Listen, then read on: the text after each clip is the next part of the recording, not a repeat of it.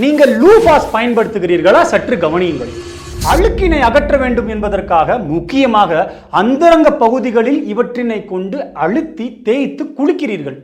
அங்கு அழுக்கு போகிறதோ இல்லையோ அந்த இடங்கள் சீக்கிரம் கருமையாகிவிடும்.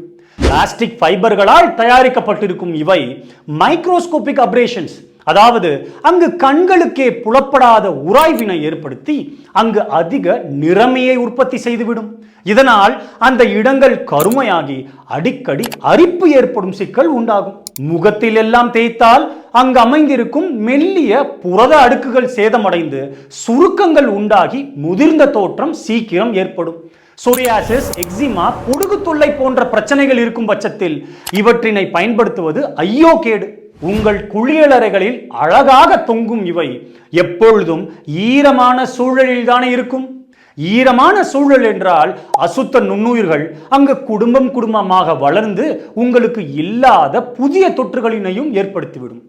பல வண்ணங்களில் இந்த லூஃபாக்களினை நிறுவனங்கள் உங்களுக்கு இலவசமாக கொடுத்தாலும் சரி, இனி வாங்க வேண்டாம்.